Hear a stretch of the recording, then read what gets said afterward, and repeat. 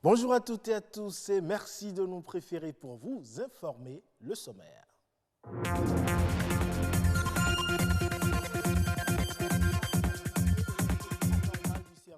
L'épilepsie touche environ 50 millions de personnes dans le monde. Les causes ne sont dans certains cas génétiques, mais dans la plupart des cas, elles ne sont pas identifiées.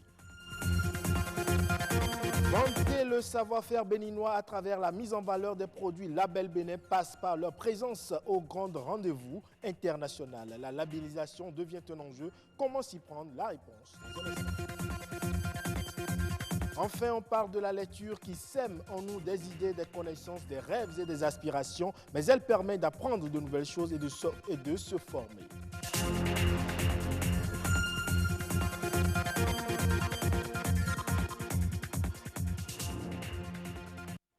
À nouveau, bonjour. Dans le monde, environ 50 millions de personnes sont atteintes de l'épilepsie, ce qui en fait l'une des affections neurologiques les plus fréquentes. Cette maladie neurologique se caractérise par des crises récurrentes et des tremblements involontaires touchant une partie ou l'ensemble du corps. Selon l'Organisation mondiale de la santé, près de 80% des personnes souffrant d'épilepsie vivent dans les pays à revenus faibles ou intermédiaires. À l'occasion justement du 8 février, journée mondiale de lutte contre l'épilepsie, la rédaction de BB24 vous propose ce reportage.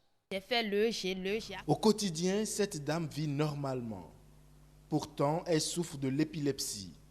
Son cerveau provoque des décharges électriques anormales qui s'accompagnent parfois de crises. Elle en a souffert plusieurs années sans le savoir. J'ai eu ma première crise en 2011, après un accouchement difficile. Je vais dire à la sortie même de l'hôpital que, en allant, j'ai constaté des flashs lumineuses sur mes yeux, alors que c'était déjà les crises et je ne savais pas. Longtemps associée au diable ou au surnaturel, l'épilepsie est aujourd'hui une maladie acceptée. L'épilepsie n'est pas une maladie contagieuse. Ce n'est pas aussi une maladie due à un pouvoir maléfique. Bien qu'elle ne soit pas contagieuse, c'est une pathologie très handicapante pour les personnes atteintes. Une crise d'épilepsie, c'est comme un orage. C'est comme un trouble brutal et momentané de l'activité électrique du cerveau. On peut avoir des crises dues à une anomalie structurelle. On parle d'épilepsie structurelle. Il y a des anomalies d'origine génétique, donc un peu héréditaire. Il y a des anomalies d'ordre métabolique. Il y a aussi des anomalies d'ordre infectieux, des infections. Il y a des anomalies auto-immunes et dans certains cas, on n'a aucune cause. Selon l'Organisation mondiale de la santé, plus de 50 millions de personnes souffrent de l'épilepsie dans le monde. C'est l'affection neurologique la plus fréquente après la migraine.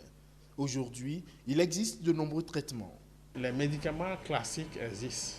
Nous avons le phénobarbital qu'on appelle le Gardénal, nous avons la phénitoïne, nous avons la carbamazépine qu'on appelle le Tegretol, nous avons aussi la dépakine qu'on appelle l'acide valproïque. Il y a des épilepsies qui peuvent, avec le temps sous traitement, disparaître complètement. D'autres vont traîner et vont disparaître petit à petit. Si tu suis correctement ton traitement, tu serais définitivement guéri. Et moi, j'en ai la preuve. Aujourd'hui, je prends 2 produits tous les soirs parce que j'ai eu satisfaction. Je ne fais plus les crises. Je suis à l'aise, je suis bien. Avant, je prenais 4 par jour. D'autres vont résister pendant 2 à 3 ans. Il y aura toujours des crises. Et finalement, on parle d'épilepsie pharmacorésistante. Dans les épilepsies pharmacorésistantes, on fait appel à la chirurgie. Quelle que soit la gravité de l'épilepsie, avec un traitement, il est possible de vivre sa vie sans avoir à se cacher. Les producteurs béninois peinent souvent à faire connaître leurs produits à l'étranger. Ils sont souvent absents des foires et autres rencontres internationales faute de labellisation de leurs produits. Et pourtant, c'est ce qu'il faut pour faire découvrir le Made in Bénin et le savoir-faire des Béninois. Ashley Ahandessi nous en parle au micro de Gloria Oni. Au Bénin, les innovations que nous connaissons aujourd'hui sont liées par exemple aux variétés des semences améliorées. Nous avons aussi les innovations par rapport aux produits comme le souchet, avec le vin de souchet, les amuse-bouches de souchet. Nous avons aussi les vins. Aujourd'hui, nous avons le vin d'ananas, le vin de bissap et aussi la liqueur de souchet. Les agriculteurs peuvent rencontrer plusieurs types de difficultés, souvent plus liées aux consommateurs. Les agriculteurs sont parfois sceptiques face à l'innovation qu'ils vont apporter parce que le consommateur n'est pas tout le temps disponible à prendre un nouveau produit qu'il ne connaît pas, dont il ne connaît pas les effets sur sa santé. Par ailleurs, il est aussi difficile pour les agriculteurs de labelliser leurs produits, ce qui les rend aussi réticents à créer de nouveaux produits s'ils savent qu'ils auront à investir beaucoup d'argent pour le labelliser, le certifier et le mettre sur le marché. Nous dirons que les produits sont valorisés par l'État, par les promoteurs eux-mêmes, mais il reste encore à faire. Et tant qu'il reste à faire, on dit que rien n'est fait. Donc nous proposons qu'il y ait beaucoup plus d'actions qui soient menées. Par exemple, pour la valorisation des filières, par la création d'associations de producteurs ou de transformateurs, en rendant accessible les connaissances par rapport à l'importance de la certification, des procédures de certification, de la labellisation des produits, en montrant l'importance aux agriculteurs, transformateurs, des événements qui leur permettent de promouvoir, de valoriser leurs produits, comme les foires, les salons et autres, tout ce qui leur permet de montrer au public l'innovation qu'ils mettent à leur disposition et de montrer l'importance pour leur santé, pour leur vie. On change de registre. Elle est reconnue comme étant l'une des méthodes de succès, la lecture, qui permet de développer la mémoire ainsi que les capacités cognitives de l'apprenant. Elle est tout aussi importante et très utile pour le développement personnel. Néanmoins, tous les livres ne sont pas conseillés aux apprenants et étudiants. C'est ce que nous révèle ce reportage signé Françoise Nissou et Iliade Bokovo. Victor Hugo a dit « Lire, c'est manger et boire ». Que l'esprit qui ne lit pas maigrit comme un corps qui ne mange pas. Et qui parle de lecture, parle de culture. Tout comme le sport, la lecture est une activité qui enrichit la mémoire. Fondamentalement, ça vous permet de développer votre imagination, votre créativité. Parce que nous sommes tous amenés à rencontrer des challenges aujourd'hui. Et face à ces challenges-là, il faut faire preuve de créativité et de pouvoir, une certaine capacité d'anticipation. Et c'est des qualités que vous pouvez développer à travers la lecture. D'accord ? Et à côté de cela, vous avez également le développement de votre vocabulaire, de votre niveau d'expression. Réussir sa scolarité au secondaire et même à l'université nécessite, entre autres, une certaine culture littéraire. Mais tous les livres sont-ils conseillés aux apprenants et étudiants? Ce n'est pas tout qui est bon à lire. Il faut toujours avoir un certain intérêt dans ce que vous lisez. Les élèves, quand ils lisent les Harlequins et tout, ils sont à la recherche d'une certaine sensation, ils sont à la recherche d'un certain objectif.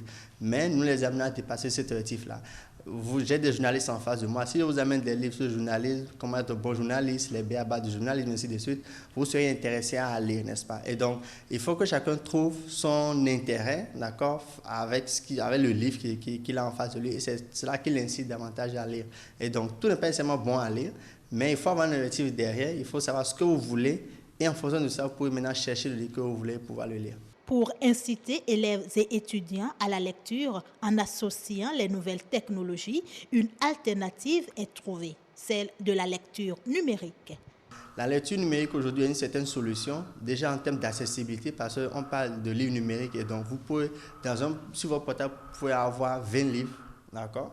Mais vous ne pouvez pas trimballer 20 livres dans votre sac et aller n'importe où avec. Et donc, en termes d'accessibilité, c'est déjà une solution, mais également en termes de coût, aujourd'hui, c'est également une solution, d'accord? Et donc, la lecture numérique, c'est cette lecture-là qui vous permet, sur votre smartphone, de lire la version numérique des livres. La lecture est à l'esprit ce que l'exercice est pour le corps. Et nul ne perd son temps en lisant. Au contraire, lire, c'est avoir un accès à un vaste réseau d'informations et de connaissances. En nouvelle brève, à présent, malgré une conjoncture internationale défavorable, le gouvernement ivoirien a procédé cette semaine à une hausse du prix plancher unique pour les cultivateurs de noix de cajou, passant cette année de 400 francs CFA le kilogramme contre 375 francs CFA en 2019. Cette augmentation vise à améliorer le revenu des producteurs qui a baissé l'an dernier. Mieux, la Côte d'Ivoire a décidé dans le cadre de la campagne 2020 de renforcer la sécurité aux frontières terrestres pour lutter contre la fuite de la production.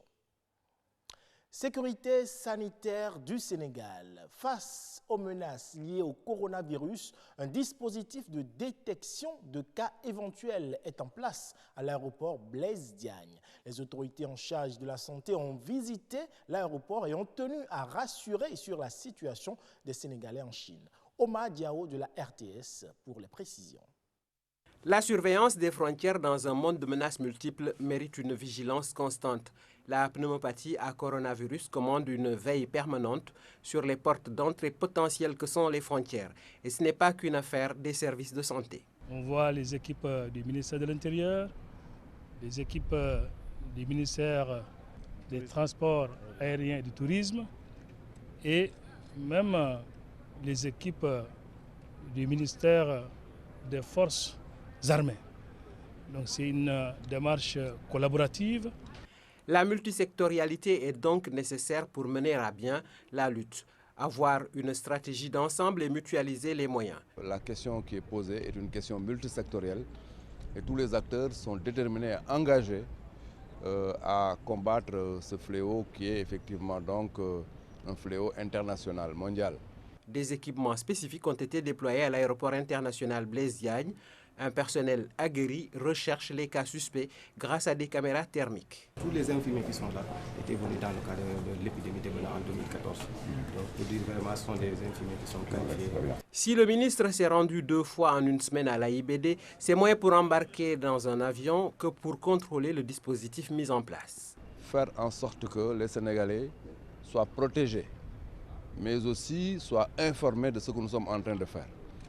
Pour l'heure, les voyants sont au vert au Sénégal, qui compte des ressortissants au pays de Mao.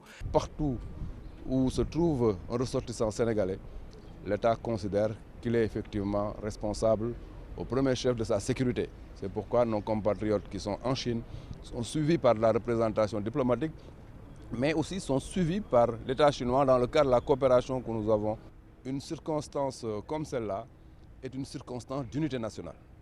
Nous allons recevoir les parents au ministère de la Santé. L'apparition d'Ebola il y a quelques années avait montré l'importance de la surveillance épidémiologique et de la prévention. C'est un élément clé de la riposte qui s'accommode mal d'un état psychotique. Et c'est tout pour le 12h45 de ce dimanche. Merci pour votre aimable attention. Le prochain rendez-vous de l'information, c'est à 19h45.